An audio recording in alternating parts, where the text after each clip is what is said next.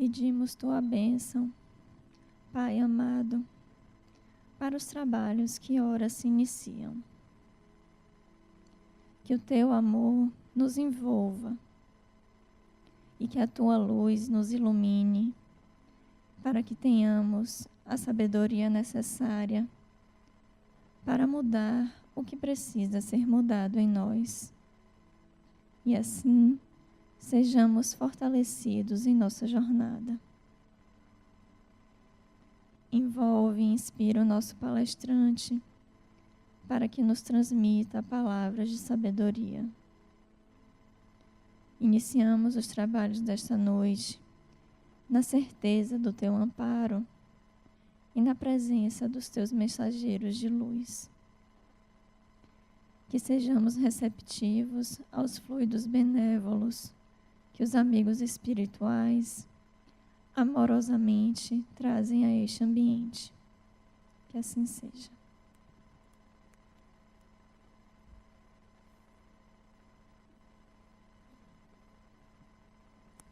Temos o prazer de apresentar o palestrante dessa noite, Antônio Carlos Tanuri, que vai nos fornecer a sua palavra e compreensão sobre o tema A Terapêutica da Prece.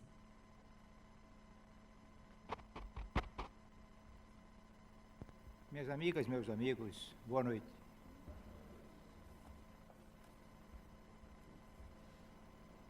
Imagino que vocês tenham plena consciência do que vocês estão fazendo aqui hoje. Ou seja, assim eu entendo, vocês estão perturbados, cansados, até, digamos assim, obsidiados, e vieram aqui ao centro em busca de paz. Uma palavra muito fácil de dizer, muito repetida, mas nem sempre conseguida. Nós todos precisamos de paz. E por que será que nós não temos essa paz tão necessária? Jesus disse assim: eu vos deixo a paz, eu vos dou a minha paz, não como o mundo vou lá dar. A paz que o homem precisa, a paz que a mulher precisa, não é aquela paz que a gente costuma dar um tapinho nas costas do outro e diz, vá em paz. Isso é uma mensagem sem muita importância. A paz de que eu entendo e que imagino que vocês desejem é aquela paz que vem de dentro do coração. E quem não tem paz pode escrever. Está longe de Deus. Porque a paz de que nós precisamos, a paz para a qual nós fomos feitos para viver, é a paz daquele que vive com Deus no seu coração. Nós temos muitas preocupações durante o dia. Muito mais do que poderíamos ter, ou deveríamos ter.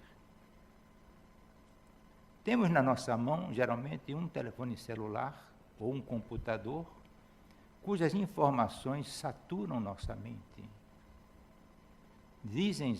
Existem artigos sobre isso, que a quantidade de informações que chegam à nossa mão, nós não temos capacidade de assimilar tal grande quantidade. Uma criança hoje com 7, 8 anos de idade já tem acesso a mais informações do que muitos homens adultos 10 anos atrás. E tudo isso perturba o homem. Tudo isso tira o homem do seu foco principal. E daí vem a obsessão. A sintonia com aquelas energias negativas que estão pairando em todos os lados ao nosso redor. E precisamos acabar com isso. Precisamos compreender a nossa origem. Viemos de Deus e para Deus vamos voltar. Mas a solução que vocês estão querendo aqui nesta noite é praticamente impossível. Vocês gostariam que tivesse um passe de mágica e se saíssem da nossa consciência as preocupações, os problemas, as incertezas, a insegurança. Isso não existe. Mas eu vou dizer uma coisa a vocês hoje, E estou dizendo-a porque os bons espíritos que acompanham vocês estão me dizendo para dizer isso a vocês. Essa solução existe.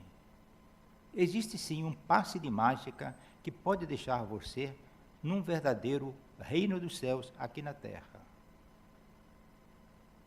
Esse passe de mágica é quando você coloca Jesus no seu coração.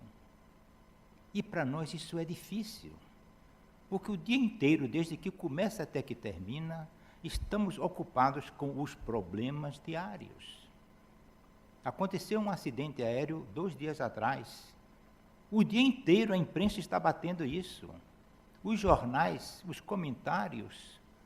Lamentamos, claro que é lamentável o que ocorreu, mas não é para nós colocarmos isso como uma preocupação nossa.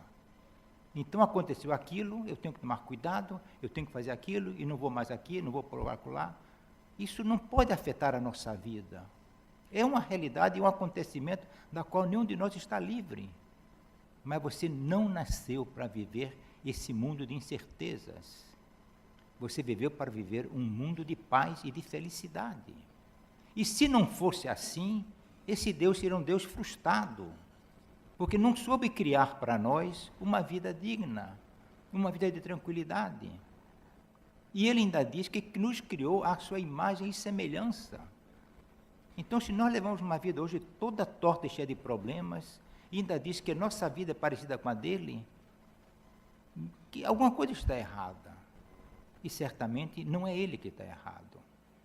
Eu também diria que não é você que está errado. Mas falta a você, como pode faltar a mim, a luz necessária para enxergar o Deus que nos acompanha, o Deus que nos criou. O assunto da palestra de hoje é a terapêutica da prece. Como é que você faz sua prece, minha irmã, meu irmão? Vou tentar reproduzir a sua prece. Posso até estar errado, mas a sua prece começa assim: oh, meu Deus, que bom eu poder falar com você. Já que você é tão bom e tão misericordioso, meu Deus, cuida de mim, do meu emprego, vê se eu consigo a promoção que eu estou precisando, vê se meu filho passa naquele concurso, vê se eu consigo lá naquela casa, aquele negócio que eu queria comprar. E lá vem. É uma prece de pedir. E Deus não é um fornecedor. Deus não é uma prateleira que está ali para você pegar as coisas dos seus problemas e solucioná-los. Quando São Paulo caminhava no deserto, em direção a Damasco, que ele ia na casa, ele estava à procura de um profeta chamado Ananias, e a meta dele era prender Ananias, porque Ananias era do Senhor, da linha de Jesus Cristo, e Paulo perseguia os cristãos. Ele então tem uma visão no deserto e ele cai do cavalo. Quando ele cai do cavalo, ele tem uma visão e Jesus diz assim: Saulo, Saulo, por que me persegues? Naquele instante, a luz brilhou em Saulo, que depois viria a se chamar Paulo, e ele diz: Senhor, o que queres que eu faça? Parem um pouquinho, meus irmãos e minhas irmãs, e pensem nisso. Olha o inverso da prece. Enquanto no começo a gente pensa em fazer uma prece para pedir, a prece de Paulo é para se oferecer. Senhor, o que queres que eu faça? Será que no nosso dia a dia, nos nossos anos já vividos, tomamos em algum momento essa atitude? Essa colocação de ficar a serviço de Deus? Ao contrário de colocar Deus a meu serviço, a nosso serviço, precisamos mudar. E na hora que você conseguir mudar, na hora que você perceber isso, você vai ver que é fácil, facílimo, esse passe mágico em que vai transformar sua vida. A sociedade lhe ensina a ser autossuficiente, mas Deus lhe criou para ser dependente dele. A pessoa que tenta ser autossuficiente não agrada a Deus. Porque se Deus nos tivesse criado autossuficientes, vem aquela pergunta: para que Deus? Suponhamos que eu seja uma pessoa de boa condição financeira, com toda a minha vida em ordem, com minhas propriedades todas legais, com minha vida profissional bem desenvolvida, uma vida familiar imaginariamente de sonhos. Para que eu quero Deus? Tenho tudo. Tudo que eu quero eu faço. Tudo que eu quero eu consigo. Para que Deus? Para atrapalhar? Deus não criou para isso. Deus nos criou para que ficássemos dependentes dEle e pudéssemos recorrer a Ele. O que Deus mais quer é que nós voltemos à casa do Pai. Eu vou fazer para vocês 2 configurações que são meias, vocês podem até dizer assim, meias malucas, mas veio à minha cabeça e eu disse, eu vou tentar colocar isso para meus amigos. Vejamos o seguinte, uma pessoa pergunta para outra, e eu vou fazer essa pergunta para vocês, de quem é este corpo que vocês estão aí usando? Você vai dizer, esse corpo é meu. Eu diria, não, esse corpo não é seu. Se esse corpo fosse seu, e se você tivesse propriedade sobre este corpo, ele não envelheceria, os cabelos não ficariam brancos, você não deixaria o seu corpo adoecer. Você teria um corpo maravilhoso, livre de qualquer outro problema. Não doeria o coração, nem o pé, nem você teria problemas de preocupações. De quem é o carro que você diz que é seu? É seu? Eu também digo, não, não é seu. Porque se o carro fosse seu, ninguém roubaria. Se o carro fosse seu, você não deixava ele enferrujar, nem dar defeito. O apartamento que você mora é seu? Sim, é meu. Eu construí com o meu trabalho, com o meu suor, paguei as prestações durante tantos anos, fiz minha economia e coloquei toda ali. Eu digo que esse apartamento não é seu. Porque se fosse seu, ele não tocava fogo.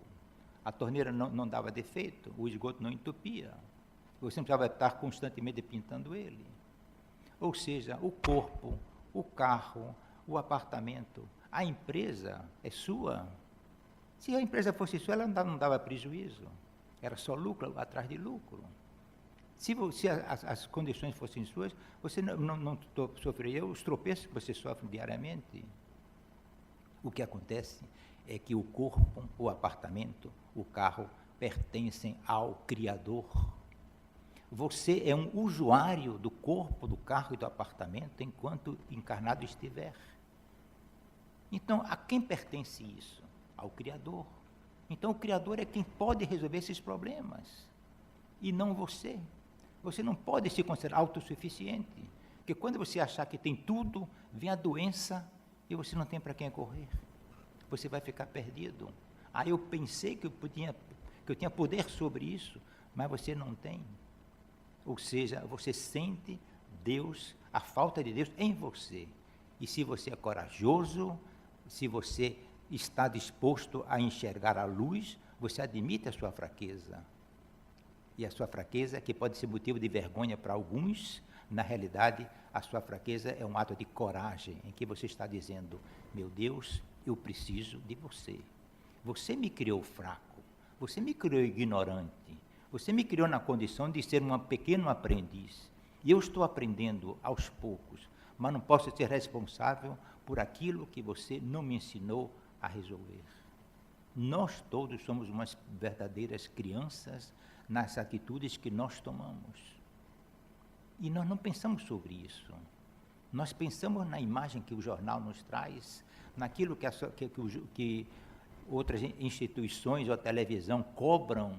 Por exemplo, o ensino de hoje no nosso Brasil, na nossa sociedade, é de que você tem que ser o primeiro, você tem que ser o melhor, nem sequer o segundo é suficiente. Então você tem que ser o campeão, porque o vice-campeão não ganhou nada, não é o merecedor. Nós temos que ser o primeirão de tudo, ou seja, nos consideramos num ritmo de uma carreira que não nos leva a nada, porque o envelhecimento vem aí e a desencarnação vem aí. E então o que você faz? Feliz daquele homem que quando estiver perto do desencarne, diga assim, valeu a pena eu ter vivido. Quando aquele que simplesmente se preocupou com crescer, com ser, com ter, vai dizer, a minha vida não valeu de nada, eu sou uma pessoa frustrada. E, lamentavelmente, muitos de nós crescemos, avançamos no tempo e temos uma verdadeira frustração em relação àquilo que somos ou que gostaríamos de ser. quando é muito fácil, é muito simples você abraçar os ensinamentos do Mestre Jesus. Vamos pensar aqui em uma outra situação, também meia maluquinha, digamos assim. Suponhamos que Deus está lá no seu poder e na sua glória, chateado, não tem o que fazer. Qual é a obrigação que Deus tem? Nenhuma. Então o que é que Deus resolve fazer? Diz, poxa vida, eu estou aqui sozinho, sou dono de tudo que existe, que aliás, sou dono do que não existe, porque naquele tempo, do começo dos tempos, não tinha nada. Ele diz, então eu vou criar alguma coisa. E Deus resolve criar o vazio. Que o vazio para existir, alguém criou o vazio. Ou alguém criou o nada. E criando o nada e o vazio, Jesus, o Deus lá, criou o espaço. E achou que aquele espaço estava lá, sem função nenhuma. Aí Deus resolve, no seu poder e na sua sabedoria, encher esse espaço com astros, com estrelas, planetas, constelações. E Deus começa a criação do universo. No meio de tudo isso, como ficou insatisfeito, Deus resolve criar uma bolinha pequenininha, esverdeada, coberta com água, e que nós chamamos de terra. Isso é a criação de Deus, onde nenhum de vocês lá, em corpo, como estão aqui, estavam. Deus estava lá sozinho fazendo a criação dele. E Deus resolve colocar uns bonequinhos nesse planeta chamado Terra. Esses tais bonequinhos somos nós. Somos nós que fomos criados por Ele. Aí a gente começam os primeiros seres a se reproduzirem, começa a populacionar o planeta, e as pessoas começam a fazer as suas besteiradas, porque todos fomos criados ignorantes e inexperientes. Então, uma dessas pessoas comete uma falha qualquer. Então, eu faço a seguinte pergunta para vocês: essa pessoa tem culpa? Foi criada por uma condição que o Deus imaginou, num mundo que Ele criou. Essa pessoa tem culpa? Não. Essa pessoa não tem culpa porque essa pessoa foi o instrumento daquele erro. Quem é o responsável? O Criador. Foi Ele quem criou tudo isso. Nós somos instrumentos dentro do plano de Deus. E queremos nessa hora assumir a culpa. Ah, eu errei, vou consertar. Eu fiz dessa maneira, agora vou fazer outra maneira. E nos esquecemos de dizer, bom, aqui a coisa deu errado.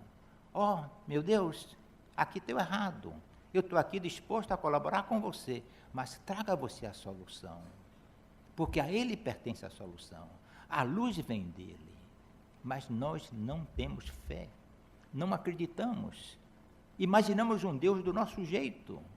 O nosso Deus é um homem grandão, enorme, com um poder enorme, mas esse Deus é fictício. O Deus verdadeiro, para nós, não tem corpo, não tem tamanho, não tem cor, porque nós não o conhecemos, mas podemos senti-lo. É o caso do amor. Algum de vocês aí já viu o amor? Sabe de que cor é o amor? Mas sabem senti-lo. Então vocês sabem que existe um amor que você pode viver. E a essência de Deus é o amor. A essência de Deus é a doação, é fazer o bem. O coração do homem não fica satisfeito enquanto ele não fizer uma obra boa que planifica o seu interior. Então ele se sente satisfeito. Eu posso construir um prédio e no fim dizer, esse prédio foi construído com o meu suor. E continuo infeliz. Eu posso ser herdeiro de uma fortuna enorme e dizer, isso não me preenche. Mas em compensação, quando você dá um abraço numa criança, numa pessoa que você gosta, num mestre amigo, você sente aquilo preencher você, porque você é essencialmente amor. E é isso que nós precisamos fazer para não viver o clima de obsessão, para não viver o clima da incerteza, para não ficar perambulando por aí sem saber que caminho tomar. Então, meus irmãos, eu quero dizer a vocês que é possível mudar. É possível encontrar a paz que Jesus deixou para nós. É possível viver um mundo de felicidade, iniciando naquele momento em que você toma uma decisão. E hoje tenho consciência de que sou filho de Deus. Vocês querem ver uma coisa interessante? Um dos grandes patrimônios do homem é o nome. Eu sou fulano de tal. Eu sou da família não sei que, não sei quanto. Falaram mal daquela minha família, não é verdade, eu vou defender, vou brigar, porque minha família é isso, aquilo, aquilo outro. É verdade? Sim, claro que é verdade. Você é filho de Deus, se lembra disso? Você algum dia já saiu em defesa do nome da sua família? A sua família se chama Deus. Deus e você. Provavelmente não. Não faz muito sentido. Religião está aí. Peço desculpa. Não é questão da religião. Mas aqueles elementos que constituem a nossa crença não precisam ser discutidos agora.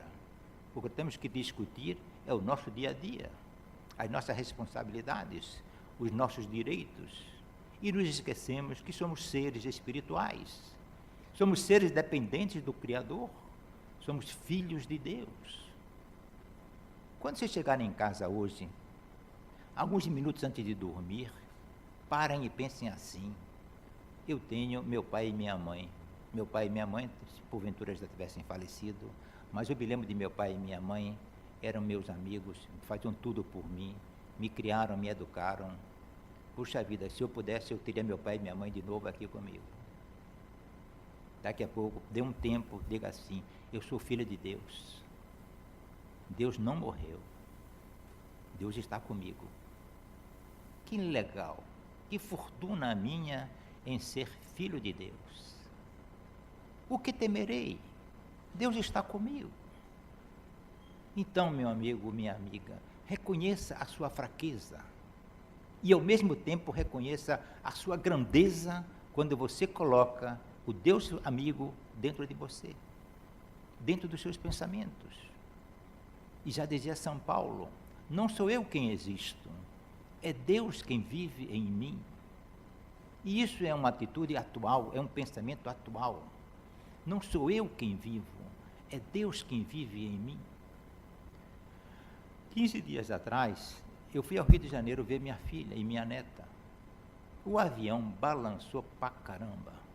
Educadamente, o comandante dizia: apertem seus cintos que vamos entrar numa zona de turbulência.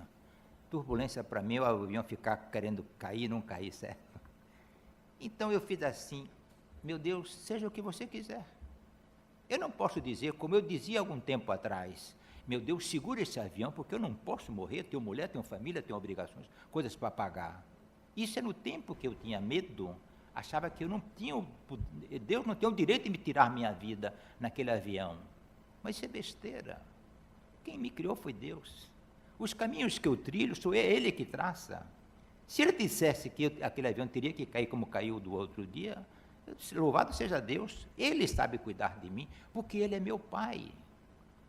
A criança que tem meses de vida nunca disse assim para a mãe: minha mãe, abra a sua agenda e veja que está anotado ali que você tem que me levar para o médico, minha mãe. Diga a meu pai para trazer o dinheiro para comprar o meu mingau e a minha farinha. Não, porque a criança sabe que o pai e a mãe cuidam dele. Por que essa criança iria se preocupar? Muito ao contrário, ele vai crescendo e vivendo e sorrindo, na certeza de que tem um pai protetor, um pai amigo. E da mesma maneira que nós, homens e mulheres, pais e mães, cuidamos das crianças que nós geramos, Deus cuida de nós. Jesus veio ao mundo para trazer uma mensagem. A coisa mais importante de Jesus aqui no mundo foi a mensagem que ele deixou. E ele já dizia desde aquele tempo coisas atuais. Não tema, meu amigo, não tema, confie em mim. Não tema, meu amigo, confie em mim. E nós vivemos um mundo de incertezas. Nós vivemos assim: meu Deus, eu acredito que você vai me curar. Mas essa dor não passa. Meu Deus, eu sei que você vai me ajudar a resolver esse problema. Eu estou vendo que a coisa vai virar e esse negócio vai complicar. Ou seja, você não tem fé. Irmã Dulce me dizia, certo? Não existe gravidez pela metade. E vocês sabem disso. Ou você acredita, ou você não acredita. E Deus está aí ao seu lado o tempo todo para poder lhe dar apoio, lhe orientar, lhe guiar. Mas é preciso que primeiro a gente entregue a Ele o problema. Se a gente não entregar o problema, a gente está perdendo tempo. Quando você diz assim para Deus, meu Deus, eu sei que eu confio, eu sei que você vai resolver o problema, mas eu estou preocupado. Sabem o que é isso? Isso é sinal de descrença. Que se você diz, eu sei, meu Deus, que você vai me ajudar, não tem por que você voltar atrás. Não tem por que você colocar a sua desconfiança naquilo. Uma certa ocasião, Jesus estava num barco com os apóstolos e disse assim, percebam a sutileza da coisa, passemos para outra margem. Jesus fala, passemos para outra margem. Eu, se estivesse naquele barco, pensaria como os apóstolos pensaram. Vamos remar e tentar chegar do outro lado. E vamos tentar chegar do outro lado. Cadê isso? Eu, apóstolo, certo? Porque Jesus não disse, vamos tentar chegar do outro lado. Jesus disse, passemos para outra margem. Jesus dorme enquanto eles estão remando. Vem a tempestade e o barco começa a balançar. Os apóstolos preocupados acordaram Jesus e disseram para Jesus, vamos perecer, mestre. Jesus levanta e acalma o mar. E diz assim, porque temeis, homens de pouca fé? Então vocês percebam, se Jesus disse, passemos a outra margem, você tem que dizer o seguinte, chova canivete, chova pedra, nós chegaremos do outro lado. Porque Jesus disse, passemos a outra margem. Porque eu acredito nele, eu confio nele. E nós, quando vemos a tempestade chegar, começamos a desconfiar. Não, isso não vai dar certo. O médico disse que não me preocupasse, mas eu não acredito. A coisa vai dar errado. Tem coisa que ele está escondendo. O médico diz, mais uma vez, os procedimentos foram feitos adequadamente. O processo é esse, tenha paciência. Mas a gente não. Enquanto não disser, a febre acabou, não volta a sorrir. Ou seja, não existiu confiança no médico. Não existiu confiança em Deus. E quem é o seu médico que cura a sua alma? É o Mestre Jesus. E enquanto você não o enxergar como seu amigo, como aquele que tem a luz para você, aquele que tem a solução para tudo, a sua vida continuará sendo altos e baixos, de insegurança, de incertezas e de um sofrimento grande. Você quer viver a vida que você imaginou? Confie em Deus. Confie na sua paz. Confie na sua presença. Confie que Ele estará sempre com você, lhe trazendo o que de melhor você imagina. Mesmo que você, para isso, tenha que passar momentos de turbulência. Jesus disse, havereis de ter dificuldades nesta vida, mas tende confiança em mim, eu venci o mundo. O que significa Jesus dizer, eu venci o mundo? Eu venci as minhas incertezas, eu venci as minhas ambições, eu venci tudo aquilo que me perturbava, que me prendia ao terreno, e me voltei para o meu espírito. Nós somos espíritos. Não adianta querer dizer, esse corpo aqui é meu, eu sou de carne e osso, porque o tempo vem, o organismo envelhece, você se sente sem forças, e certamente, nos tempos avançados, você vai desejar o desencarne. E como dizia Madre Teresa de Calcutá, quando você desencarnar, é você e Deus. Não adianta apresentar para Deus, meu Deus, mas eu era assim que eu fiz aquilo. Deus vai perguntar, o que foi que você, meu filho, fez com os talentos que eu lhe dei? Deus nos deu inteligência, capacidade de trabalhar, nos deu capacidade de enxergar, de sentir, de amar, de perceber as emoções. Deus nos deu tudo, nos deu um universo maravilhoso, uma natureza que está aí fantástica. E você fez o que com isso? Aquele senhor que quis fazer uma viagem, chamou 3 dos seus servos e deu a um 10 talentos, deu a outro 5 talentos e a outro deu 1 talento. Perguntou quando ele voltou de viagem, o que foi que você fez com os 10 talentos? Os talentos são moedas de antigamente, mas o sentido hoje são as condições que Deus nos deu para desenvolver e crescer nessa vida. O primeiro disse, meu Senhor, com os 10 talentos que você me deu, eu o apliquei e tornei 20 talentos. E o Senhor se fica satisfeito com esse servo. Ao segundo pergunta, o que foi que você fez com os talentos que eu lhe dei? Eu disse, eu coloquei, apliquei, trabalhei, e de 5 eu fiz 10 talentos. E o rei ficou satisfeito, aquele senhor que era o poderoso naquela região, naquelas áreas, ficou muito satisfeito. E ao terceiro perguntou, o que foi que você fez com o talento que eu lhe dei? Ele disse, meu mestre, sei que você é todo poderoso. E eu fiquei com medo, peguei o talento e enterrei. Aqui está ele de volta. E aquele senhor diz, você é um mau servo, porque eu dei a você a oportunidade de crescer, de aproveitar, e você não soube. Pelo menos tivesse colocado o talento, o dinheiro no banco, porque teria rendido os juros. Você é um mau elemento, você é um mau servo. Então vejamos, se nós não usarmos para nós mesmos os talentos que Deus nos deu, estaremos caminhando no sentido de não evoluir, de permanecer num caminho que, em outras palavras, é um caminho de trevas, é um caminho sem luz, em que você não enxerga aquilo que Deus está mostrando a você.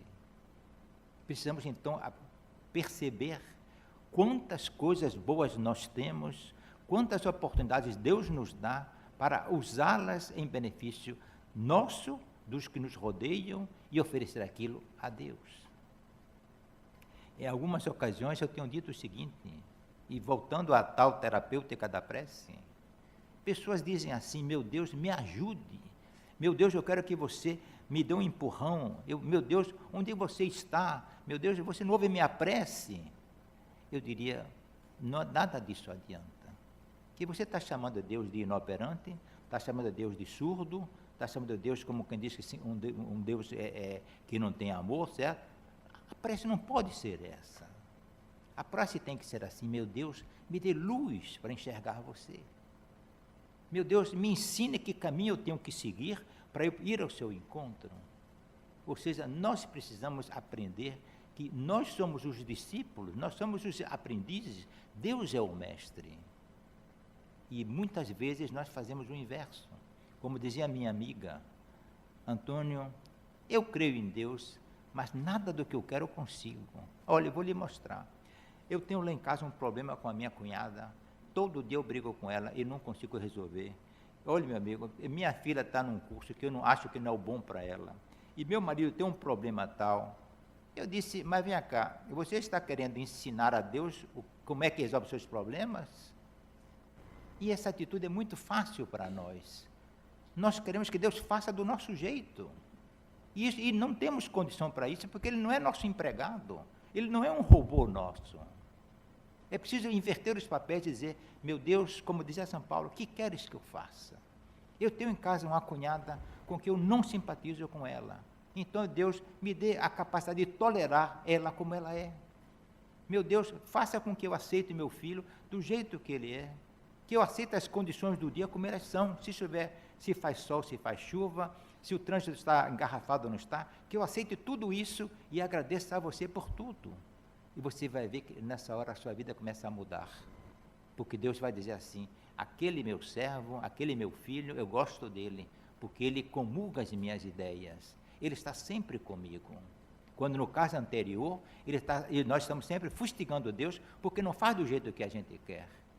Quem é você para saber o que é bom para você? É bom ganhar na loteria?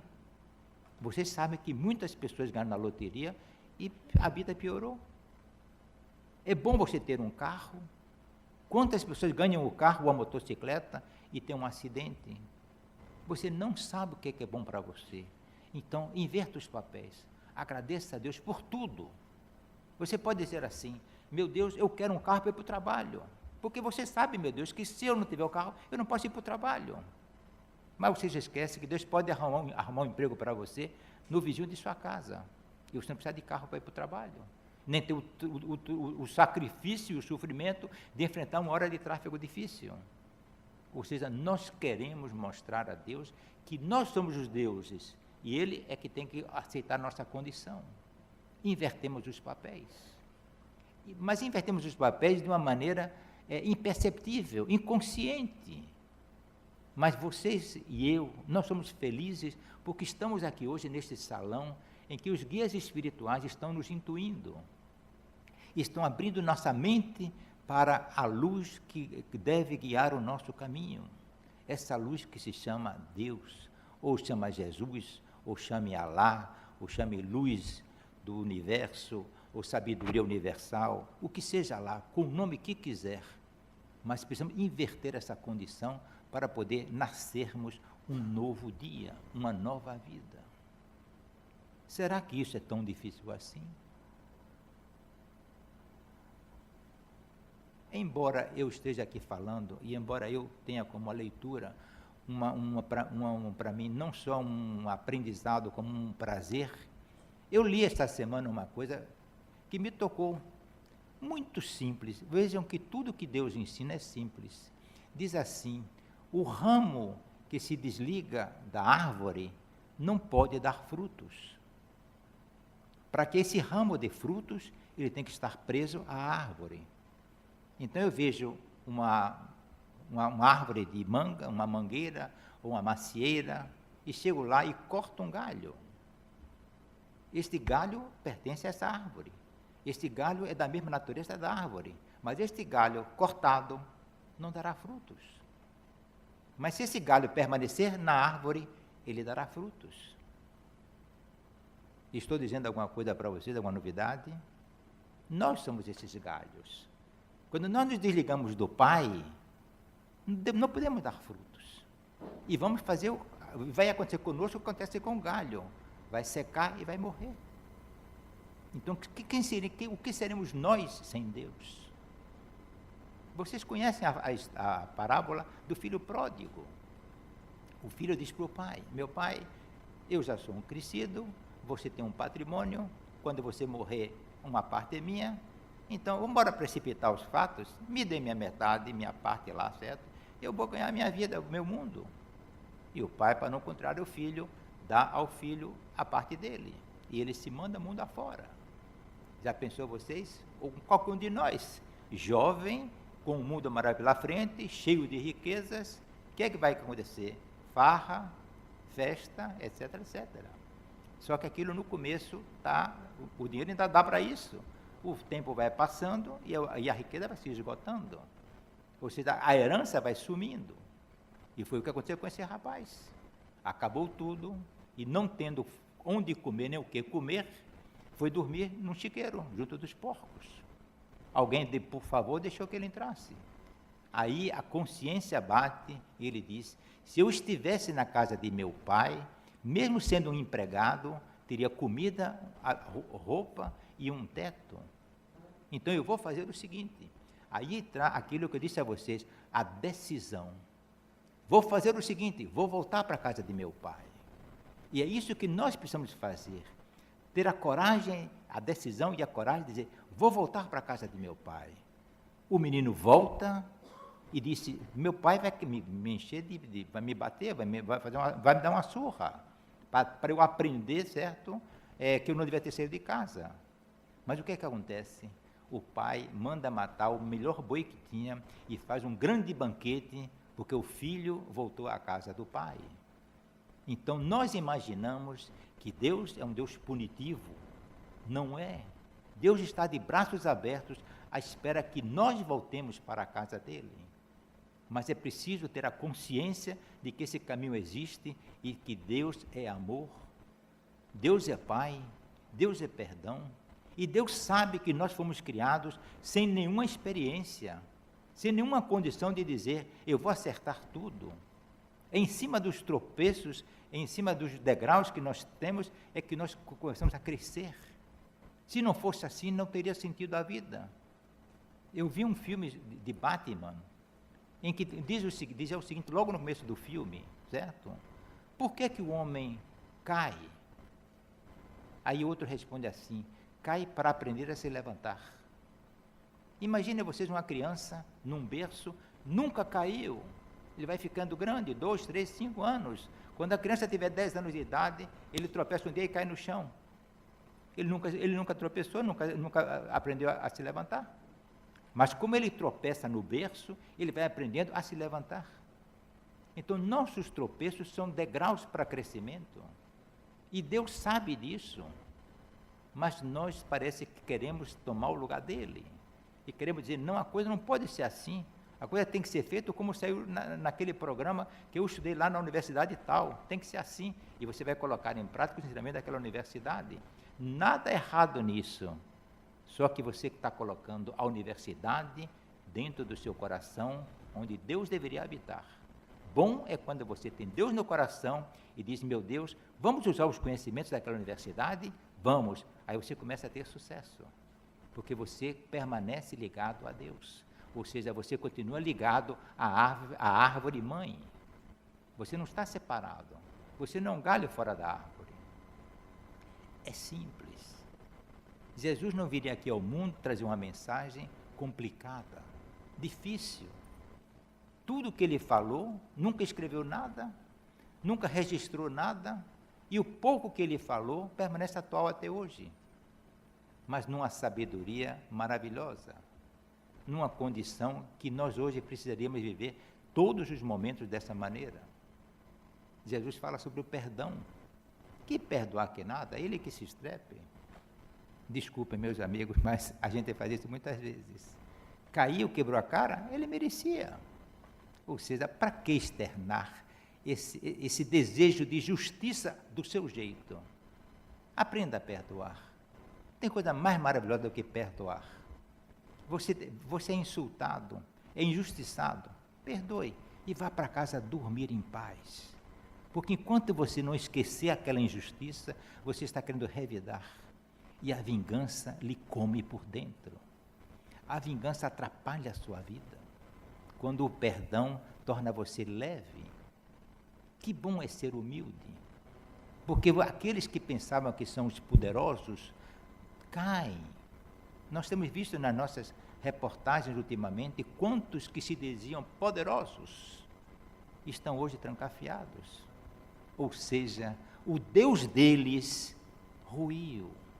O Deus deles não era verdadeiro. A fortuna dele, a riqueza deles, os ladrões levaram e as traças roeram. E Jesus já nos dizia na mesma condição. Guardai vossos tesouros, onde as traças não comem e onde os ladrões não roubam. Esse tesouro é quando você tem dentro de si o reino dos céus. Reino dos céus significa você viver em paz. Você ver como quem diz, o copo derramado e dizer, Deus vai me dar mais. Não importa que tivesse o copo derramado. Você tropeça, cai e diz, Deus vai me amparar. Eu trabalhei algum tempo com a irmã Dulce. Aquela freirinha que na realidade era um esqueleto com uma pelezinha grossa por cima, porque quando eu pegava aqui na mão dela, a gente sentia, parece que todos os ossos que ela tinha. Aquela freirinha que não podia dormir, porque ela tinha um problema de pulmonar, e se ela ficasse deitada, a tendência seria asfixia. Ela dormia sentada, e junto um botijão de gás, de oxigênio, que ajudava ela a respirar. Aquela freirinha era um pedaço de Deus aqui na terra, pela fé. Por tudo que ela fazia, acreditando que Deus está presente, ela era um instrumento. Ela me disse uma coisa que eu não esqueço nunca, aliás, entre outras. Irmão, Deus não gosta mais de mim. Eu disse, irmã, foi o que eu vou com a senhora, dizendo uma coisa dessa. Irmão, esta semana, lá no hospital, não teve nenhum problema. Ou seja, ela sentia necessidade de estar sempre provocada para buscar a solução, para buscar aquilo que os outros precisavam. Ou seja, ela se sentia aquilo que nós somos. Nós somos os instrumentos, mas o responsável é Ele. E com esta mesma irmã, num dia de domingo, em tempo de verão, um dia de domingo com um sol muito bonito, pela tarde, eu estava lá falando com ela e disse, irmã, sua saúde não está muito boa. A senhora terminou de fazer uma obra agora, descanse um pouco, junte força para recomeçar mais adiante numa melhor condição. Ela me pegou assim pelo braço e disse, vem cá, meu irmão. Me levou por um corredor, imaginei que era a clausura, certo? Abriu uma janela no fim do corredor e disse, você está vendo? Disse, sim, irmã, você está vendo? Você está vendo? Olha como ela fazia assim, você está vendo? Eu disse, sim, irmão, um céu muito bonito, um sol brilhante como hoje. O problema é dele. Vejam vocês a fé que tinha essa freirinha. Essa freirinha frágil. O problema é dele. Então ela saía para pedir ajuda para os meninos e para os pobres. E dizem, inclusive, que numa certa feita, ela estendeu a mão para uma pessoa pedindo ajuda. E essa pessoa cuspiu na mão dela. E ela disse assim: muito obrigado, esse cuspe é para mim. Agora me dê o dos meus meninos. E ela conseguia as coisas assim. Ela é diferente de mim, de você, igualzinho. Nós todos somos filhos de Deus.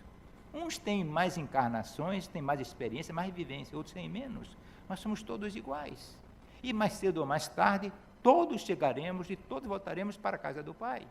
Porque nenhuma ovelha se perderá. Seja lá quem for, mesmo que precise de 1.000, 2.000, 10.000 encarnações, todos nós voltaremos para o Pai. Porque do Pai viemos. E a criação de Deus é para nós irmos para lá, evoluirmos, crescermos e voltarmos para lá. E aí não precisaremos mais reencarnar. Será que é tão difícil assim? Será que neste dia de quarta-feira, último dia de novembro, vocês vieram e perderam tempo aqui, falando as besteiradas que nós falamos aqui? Ou será que no meio dessas besteiradas vai surgir uma semente no coração de vocês para começar a mudar? Hoje é 30 de novembro, amanhã é 1º de dezembro. O que é que lembra dezembro? Dezembro lembra o Natal. E o Natal é uma festa legal, porque tem panetone, tem peru, tem passa. Eu vou em 3, 4, 5, 10 convites que eu tenho na família, vou passar bem. E pode ter certeza que se não tomar cuidado, vai engordar 3, 4 quilos. Isso está errado? Não, isso está certíssimo. Comemorar o Natal, essa época boa do fim de ano, certo? É bom e deve ser comemorado e deve ser festejado. Mas não esqueçam uma coisa, no dia 25 de dezembro é o aniversário de Jesus. Não se magoem com a minha pergunta. Vocês já compraram o presente de Jesus? Devem ter comprado do sobrinho, do neto, do cunhado, do outro, de todo mundo. Já deve ter passado na escola do menino para assumir aquela bandeja, certo? E para Jesus ficou o quê? Está em tempo ainda. Não só em tempo de você comprar o presente do dia 25, como de você fazer para Jesus, para seu Deus interior, todos os dias, um presentinho para Ele. E sabem qual é o presente diário que deve ser dado a Jesus? O que você viveu. Eu vou chegar em casa hoje, vou comer uma refeição leve, tomar um banho e vou durante 5 ou 10 minutos dizer: meu Deus, eu ofereço a você hoje os trabalhos que eu tive pela manhã, o alimento do meio-dia, tudo o que eu fiz pela tarde, a inspiração que você me deu para palestrar para os meus amigos, tudo isso é para você, Jesus. Espero que amanhã eu possa repetir tudo num nível melhor ainda. Tchau, tchau, e vou dormir. E Deus vai ficar satisfeito, porque sabe que você está vivendo em função dEle.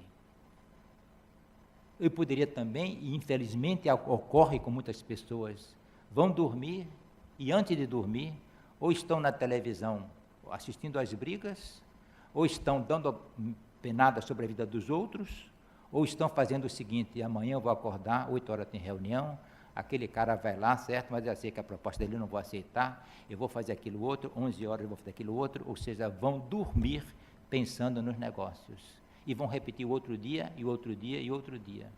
E o tempo passa, a vida se esvai, e no fim fica aquilo: que foi que eu fiz da minha vida? Quantos pais, quantos filhos vivem distantes? Quantos filhos anseiam por um abraço dos pais? Nós somos esses filhos, nós somos esses pais, e podemos e precisamos enxergar essas situações. Um abraço, um beijo, que coisa maravilhosa. Mas um amigo meu me disse ontem: Antônio, nós temos que levar em conta que nós criticamos os outros, que nós sabemos a solução do problema dos outros e nos esquecemos que nós próprios estamos contribuindo para as coisas ruins. Sabe o que foi que eu fiz hoje? Eu vou estacionar em um certo lugar e o rapaz me apresentou uma cartela de R$3 para pagar. Eu disse a ele: não, meu amigo, não quero a cartela não, tome aqui 2 para você. E o rapaz pegou os 2 e não tirou a cartela. Depois ele disse assim: depois que eu fiz isso, eu percebi uma coisa: eu estou contribuindo para a corrupção das pessoas. É um simples gesto que a gente faz às vezes, tentando ou economizar ou até ajudar o rapaz, mas na realidade estamos corrompendo-os. E quem é o autor dessa corrupção? Sou eu e é você.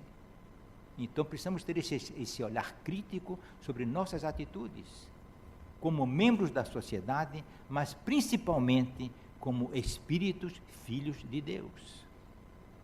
Não é difícil. Tudo o que eu fiz hoje foi tentar mostrar a vocês que nós podemos e precisamos mudar. Mudar para melhor. Ou seja, vivendo a essência do que nós somos. Nós somos, seremos sempre filhos de Deus. De um Deus que é o mesmo ontem, hoje e amanhã. E se quisermos realmente encontrar a paz, nos livrarmos das obsessões, nos livrarmos dessas perturbações, nada melhor do que colocar no seu coração o Mestre Jesus. E se você tiver fraquezas, não tenha medo. Diga: meu Deus, preciso de sua luz. Eu sei que você está comigo, eu confio em você. E a paz, aquela paz tão desejada, que é a riqueza de todos nós em vida, poderá ser alcançada. Vamos pedir a esse guia maravilhoso, a este Jesus que está sempre presente, que nos ilumine agora e sempre. Obrigado.